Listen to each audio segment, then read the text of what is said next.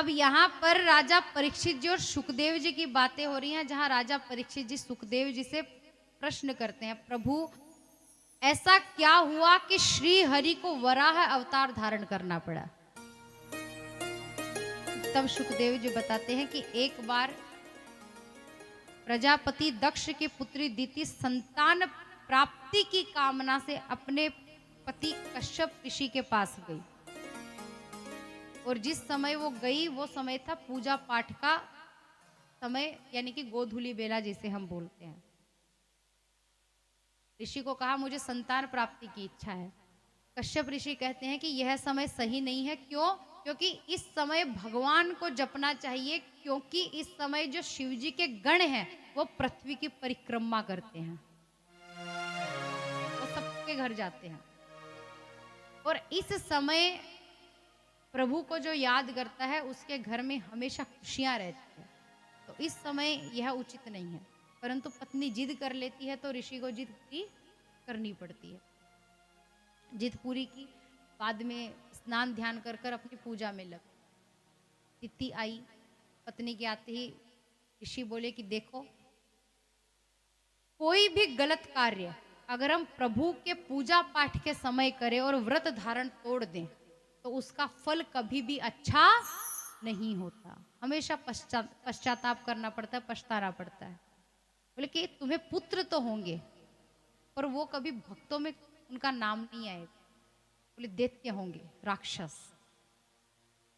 ये बात सुनकर पत्नी दुखी हो गई, चरणों में गिर गई।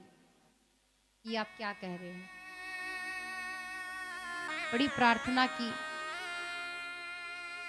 तो बोले कि दुखी मत हो, तुम पश्चाताप अगर सच्चे मन से इस वक्त कर रही हो तो तुम्हें पुत्र तो ऐसे हो जाएं भले, लेकिन तुम्हारे पुत्र का पुत्र ऐसा होगा जिसके बड़े बड़े भक्तों में नाम आएंगे, युगों युगों तक उसका नाम अमर रहेगा। समय बीता, दीति गर्भवती हो गई, 100 वर्ष तक गर्भ धारण रखा। कितने? 100 वर्ष। लोग सोचेंगे पता नहीं कैसी कथाएं हैं। तो 100 वर्ष तक गर्भ धारण रखा, और वर्णन है कि जैसे ही शिशु गर्भ से बाहर आए, पैदा हुए पहाड़ जितने बड़े हो। देखते हैं ना, एक का नाम रखा गया हिरण्याक्ष और एक का नाम हिरण्याकश्यप। हिरण्याक्ष का अर्थ, अक्ष मतलब आंखें, और हिरण्य मतलब स्वर्ण। बोले जिसकी नजरें ही स्वर्ण धन दौलत पर हो, जिसे धर्म अधर्म ना समझ में आए, वो कौन है? हिरण्याक्ष। तो अब मैंने कहा ना अहंकार आ जाता है, तो दैत्य में आ गया अहंकार, हिरण्याक्ष में अहंकार आ गया कि मुझसे ज्यादा ताकतवर कोई नहीं। तो वरुण देवता के पास जाकर ललकारते हैं। वरुण देवता मतलब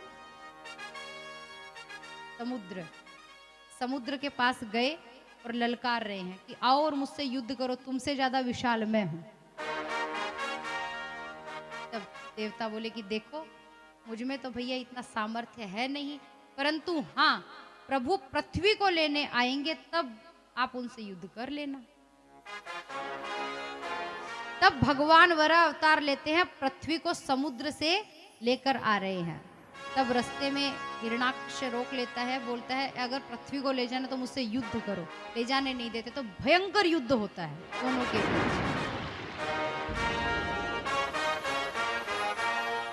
और भगवान ने एक बार फिर हिरण्याक्ष जैसे दैत्य को मारकर धर्म की रक्षा की। पृथ्वी को ऊपर लेकर आए, स्थान पर रखा। इसके बाद ब्रह्मा जी को रचना का कार्य सौंपा गया। तो ब्रह्मा जी के एक हिस्से से तो होती है पुरुष की रचना, एक हिस्से से होती है स्त्री की रचना। आधे हिस्से से पुरुष की रचना हुई, नाम था मनु, ये भी भगवान के। और दूसरे भाग से हुई शत्रुपा नामक स्त्री की रचना। अब दोनों की जब रचना की तो दोनों को आज्ञा दी गई कि आप जाइए और पृथ्वी का कार्य आगे बढ़ाई। तब 3 पुत्री हुई इनके। 3 पुत्रियों का नाम बताया गया है देवहूति, प्रसूति और आहुति। 2 पुत्र हुए उत्तानपाद और प्रियव्रत।